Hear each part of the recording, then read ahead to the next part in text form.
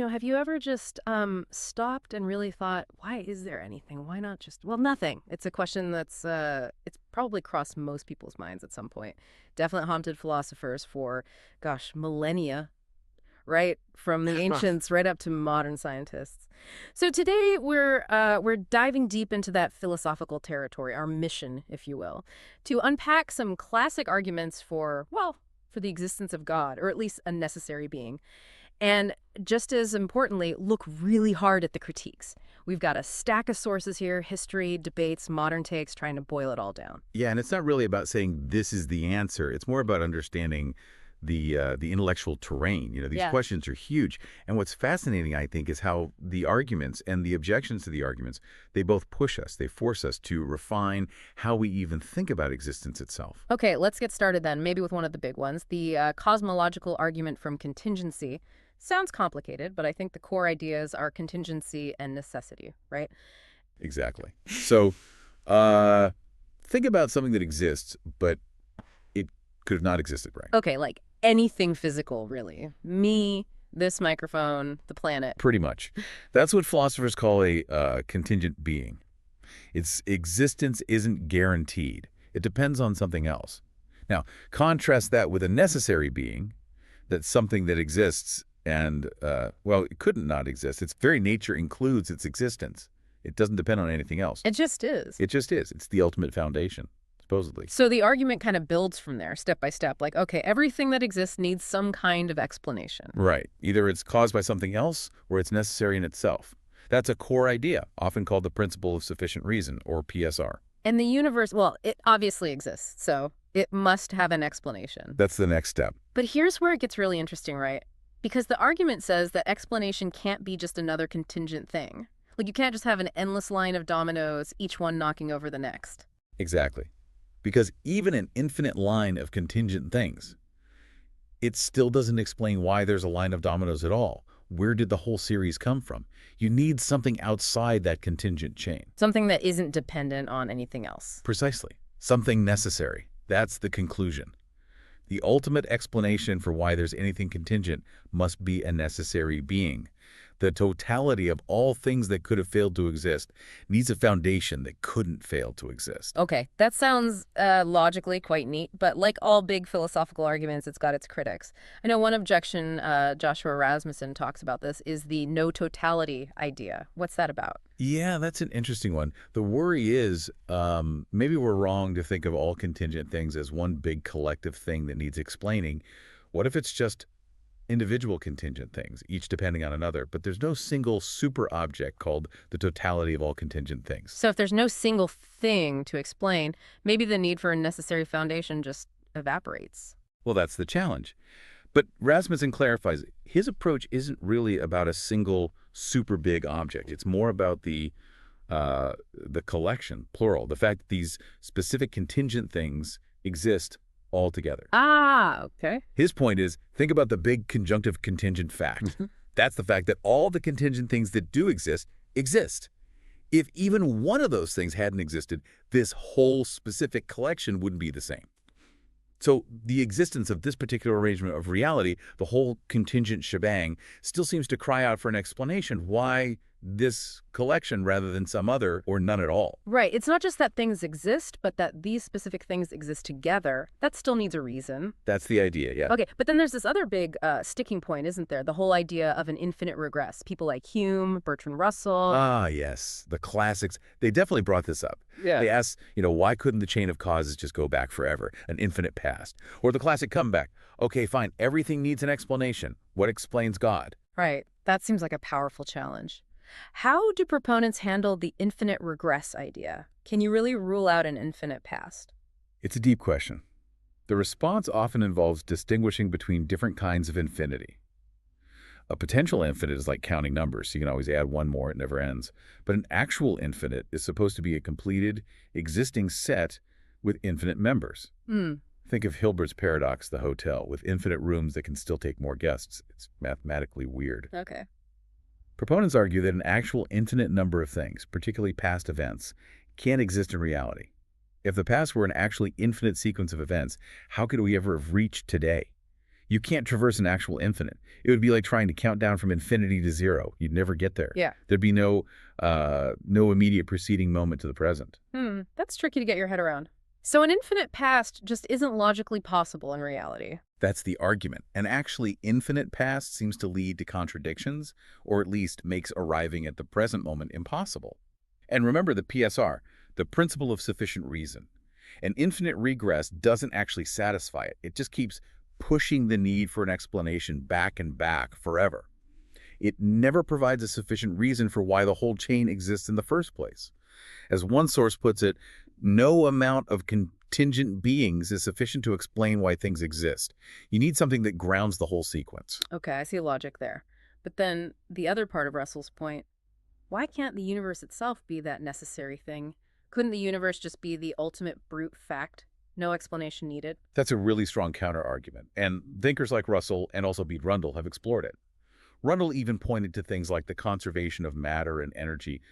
They seem indestructible. Maybe they are necessary. Right, so matter energy always existed, just changing form. That's one line of thought. However, modern cosmology throws a bit of a wrench in the works, doesn't it? The Big Bang Theory strongly suggests the universe, space, time, matter, energy, all of it had a beginning. Ah, the singularity. Exactly. If the universe began to exist, then it seems very much like a contingent thing. It could have not begun. And if it's contingent, it needs an explanation beyond itself. Even someone like Aquinas, writing centuries ago, would probably see the Big Bang as supporting the idea of a beginning that needs a cause. So even if the stuff of the universe is conserved now, the fact that it started in a particular way, that its form and existence aren't eternal, that makes it contingent. Precisely. Its components might change, but their specific configuration, the fact that this universe exists as it does, seems contingent. And, just saying it's a brute fact feels a bit like giving up on explanation. Science constantly pushes for deeper reasons. Philosopher Richard Swinburne argues it's just very unlikely that a universe would exist uncaused. He suggests that proposing a mind, a personal God with intentions, is actually a simpler, more comprehensible explanation for a complex, ordered universe than just uncaused existence. What about quantum mechanics, though? I've definitely heard people say, well, virtual particles pop out of nothing all the time, so maybe the universe did too. Does that undercut the need for a cause? Yeah, that comes up a lot. It's usually based on a slight misunderstanding, though. Joshua Rasmussen tackles this. It's true that under some interpretations, like the Copenhagen one, virtual particles aren't strictly determined by prior physical conditions in the old clockwork sense. Right. They seem random. Kind of, yeah.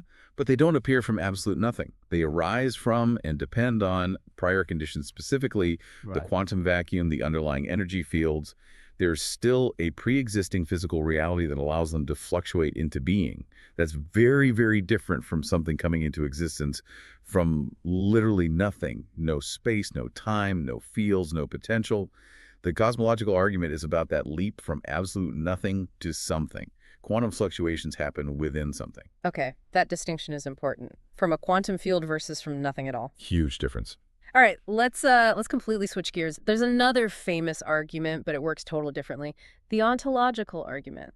This one tries to prove God exists just from the idea of God, right? No looking at the universe needed. That's right. It's pretty audacious, really. As the Internet Encyclopedia of Philosophy puts it, it tries to deduce God's existence from the very definition of God. It's purely conceptual. You don't need experiments or observations, just logic. And the classic version is from Anselm. St. Anselm of Canterbury, yeah. His definition is key. God is that than which nothing greater could be conceived. The greatest possible being you can imagine. Okay, the greatest possible thing. So Anselm says, all right, imagine this being exists only as an idea in your mind. But then, couldn't you conceive of something greater, namely a being that exists both in your mind and in reality? Existence in reality seems greater than just existing as an idea. Exactly. But wait, we defined God as the being than which nothing greater can be conceived. So if a God existing only in the mind is less great than one existing in reality, then the God existing only in the mind isn't actually that than which nothing greater can be conceived. It's a contradiction. So to avoid the contradiction, the greatest conceivable being must exist in reality. Yeah, that's Anselm's conclusion. The very concept, properly understood, implies existence. Descartes had a similar idea too, didn't he? Something about perfection. He did. Descartes talked about the idea of God as a supremely perfect being. He felt this idea was innate in us, clear and distinct, like mathematical truths. And part of that clear idea, for Descartes, was that necessary existence belongs to God's perfection. Just like having three sides belongs to the definition of a triangle, necessary existence belongs to the definition of a supremely perfect being. He distinguished between types of existence. Yeah, he said, look, the idea of anything contains some kind of existence like contingent existence for you or me. But the idea of God, the supremely perfect being, uniquely contains necessary existence. Existence that can't not be. Okay, I gotta say, this still feels a bit like trying to define something into reality. And that leads right into the most famous pushback, doesn't it? Kant. Immanuel Kant, absolutely. His critique is probably the most well-known. He famously argued that existence is not a predicate. It's not a property or a quality that adds to the concept of a thing. What does that mean exactly? His example was about 100 thalers, like coins. He said there's no difference in the concept of 100 possible thalers versus 100 real thalers. The list of properties, round, silver, etc., is the same. Saying they exist doesn't add a new property to the concept. It just says the concept is instantiated or posited in reality. Bertrand Russell made a similar point, distinguishing essence, what a thing is, from existence, that a thing is. So you can list all the perfections of God, but existence isn't just another perfection on the list you can use in the definition. That's Kant's core objection. And it seems pretty intuitive, right? You can't just say the most perfect island must exist because existence is a perfection. So how do ontological argument fans respond? Does Kant just shun it down? Well, not entirely. Interestingly, Descartes kind of agreed with Kant that existence doesn't add to the concept psychologically. But he, and especially later philosophers working on modal versions, guys like Norman Malcolm, Alvin Plantinga, they shifted the focus. How so? They didn't argue that existence is perfection. They argued that necessary existence is. The argument becomes about the mode or kind of existence.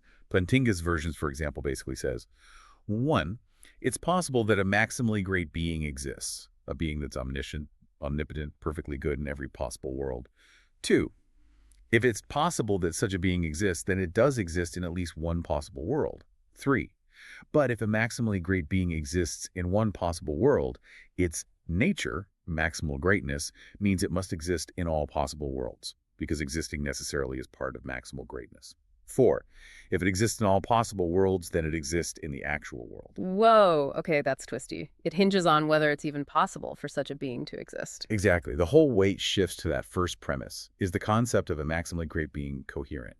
Is it logically possible? Which brings up another objection. Could the idea of an all-perfect or maximally great being just be nonsense, like a round square? Maybe the supposed perfections contradict each other? That's a fair challenge, raised by philosophers like C.D. Broad. Is the concept actually coherent? The response usually is that the burden of proof is on the critic to show an actual logical contradiction within the concept. Just saying it seems weird isn't enough. If you can't demonstrate a contradiction, then the concept seems at least logically possible. Proponents like Kurt Gödel in his formal version simply start with an axiom like the property of being godlike is consistent. If you grant that possibility and you accept the rules of modal logic, specifically a system called S5, then the argument seems to force the conclusion that such a being necessarily exists. So it boils down to whether you accept that initial possibility and the logical framework. Pretty much. It's a highly abstract argument relying purely on logic and the definition of terms. Okay, so let's pause and connect these threads. We've looked at arguments starting from the universe, the cosmological argument pointing to a necessary being. And we've looked at an argument starting just from concepts, the ontological argument also pointing to a necessary being or maximally great being. But how do we get from this philosophical necessary being to God, as, most people understand the term? Is there a gap? Yes, the infamous gap problem. That's a huge area of discussion. The cosmological argument might give you an uncaused cause, a necessary existent. The ontological argument might give you a maximally great being, but are they the same being? And does this being have the properties we associate with God, like being personal, all-knowing, all-powerful, all-good? Right. How do you bridge that gap? What can we actually infer about this necessary being just from the arguments themselves? Well, let's look at the cosmological argument's necessary being first. If it's the ultimate explanation for the universe, for space, time, matter, energy, then it must logically exist outside of them. Okay, so it can't be spatial or temporal. Exactly. It would have to be timeless, spaceless, and immaterial. As one source points out, timelessness implies spacelessness, since space-time is seen as a unified fabric in physics, so non-physical. Immaterial. Yeah. Okay. But then how does something immaterial do anything? How does it cause a physical universe? That's the million-dollar question, isn't it? This is where many philosophers argue that the best candidate for an immaterial cause with the power to initiate something like the universe is a mind or consciousness. What else do we know that's immaterial but can seemingly cause effects through intention or will? You mean like our own minds making choices? Sort of, yeah. It's an inference based on the types of causation we have some grasp of. To posit some other kind of unknown immaterial non-mental cause seems less parsimonious, less simple, than suggesting an immaterial mind. Okay, so timeless, spaceless, immaterial. Possibly a mind. What else? Could there be more than one? Occam's razor would suggest starting one, unless there's a reason to posit more. Simplicity points towards a singular entity, and some philosophical arguments try to show that the concept of absolute necessity logically entails uniqueness. There can only be one ultimate, unconditioned reality. And simple, not made of parts. Right. If it were composed of parts, it would depend on those parts existing and holding together. Its existence wouldn't be truly fundamental or necessary. It would be contingent on its components. So it's often argued the necessary being must be absolutely simple, non-composite. This lines up pretty well with classical ideas of God's nature. But still, the doing part. If it's timeless and simple and changeless, how does it decide to create? How does it interact? Critics really hammer on this point. A changeless block can't be a personal God with intentions. It's a serious challenge. The response often involved the idea of non-deterministic agency. The necessary being, perhaps being a mind, has the inherent capacity to freely choose without being determined by prior conditions, since there are no prior conditions for a timeless being. It could choose to initiate the contingent order, including time itself. So the act of creation and the beginning of time are simultaneous from our perspective. Kind of. The idea is that God, existing timelessly, could eternally will the universe to begin at a certain point. The moment God's will included the universe's beginning, time started. But God himself isn't in time undergoing change.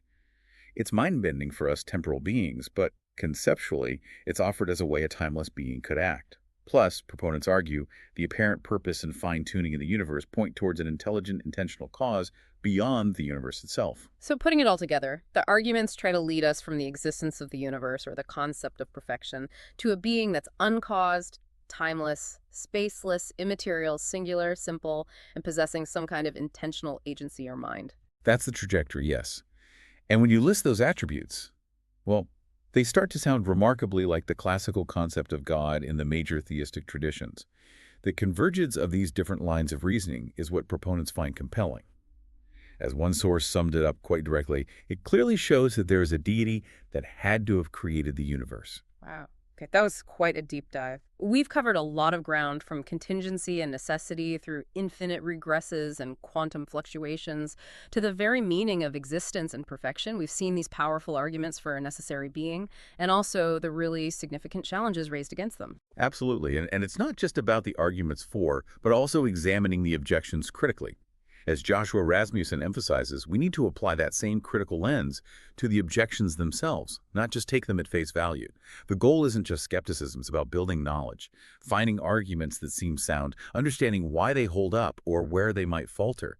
And what we see is that these arguments, refined over centuries, try to build a case that the ultimate explanation for reality has these very specific, very profound attributes. It really does push the limits of what we can grasp. I saw one comment in our research that really stuck with me. As it stands now, there is no way for the human brain to comprehend how, why, and when existence came into being. The only way we can even conceptualize this conundrum is in a spiritual way. That really captures the feeling, doesn't it? And it leaves us with a final thought, maybe for you to ponder. Is this struggle to fully comprehend the why of it all just a result of our own finite minds, our biological limits? Or could it be hinting at something more?